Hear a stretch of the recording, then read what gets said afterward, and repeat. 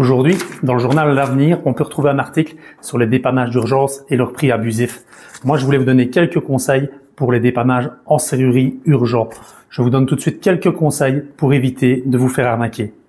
Si vous devez faire appel à un serrurier en urgence, le premier bon conseil, ce sera toujours de ne pas agir dans la précipitation.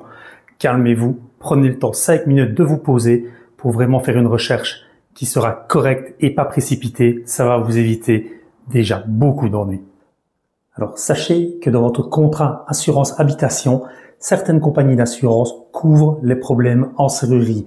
Vous êtes renfermé dehors, votre serrure est en panne, certaines compagnies d'assurance vont prendre en charge le dépannage et vous envoyer un dépanneur de confiance agréé par cette compagnie pour vous dépanner. Donc vous aurez un serrurier de confiance et en plus ça ne vous coûtera pas €1. Alors la recherche Google qui va vraiment être l'outil numéro 1 de toute personne qui est renfermée et qui va chercher un serrurier. Il faut être vraiment super vigilant dans votre recherche. Essayez vraiment de la faire du mieux possible et de fouiller un peu plus loin. Donc, vous tapez serrurier, le nom de votre ville. Regardez déjà les premières annonces. Elles vont être probablement sponsorisées. Donc, ce n'est probablement pas un serrurier de votre ville.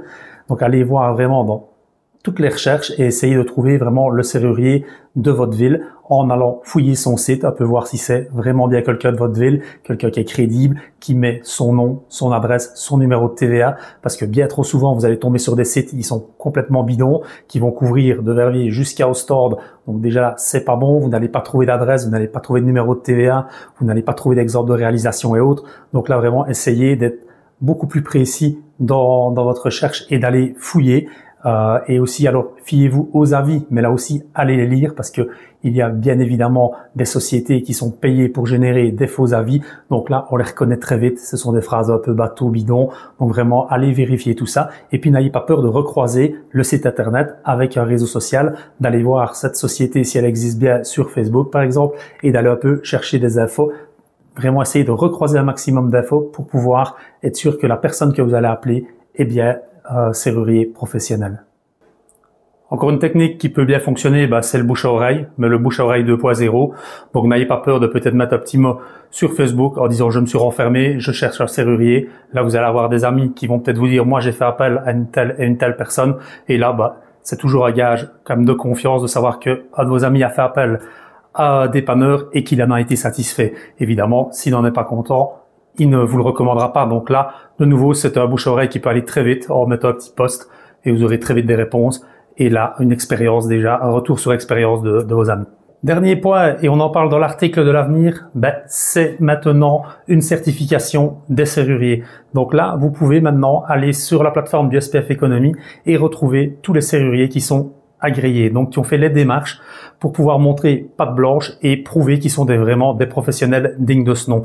Donc ils ont prouvé leur savoir, leur santé financière, etc. Ils ont signé un code d'éthique et là vous avez la certitude d'avoir quelqu'un qui va vous pratiquer un prix qui est correct, vu qu'il a signé cette charte et qui doit s'engager à la respecter. Donc vous pouvez aller voir ça sur le site du SPF Économie. Sinon aussi, quand le serrurier se présente chez vous, vous pouvez demander à ce qu'il vous montre sa petite carte, donc une carte comme ceci, qui va reprendre qu'il est membre ici de la Fédération nationale des serruriers et au dos comme quoi il est agréé par le SPF Économie. Ça, vous avez donc là une certitude que ce serrurier est digne de confiance. Donc voilà, n'hésitez surtout pas à poser vos questions si vous en avez ou si vous êtes déjà fait arnaquer. N'hésitez pas à me le faire savoir. On peut en discuter et c'est un combat vraiment qui me tient à cœur d'essayer de professionnaliser ce métier et de le rendre beaucoup plus sûr pour les consommateurs.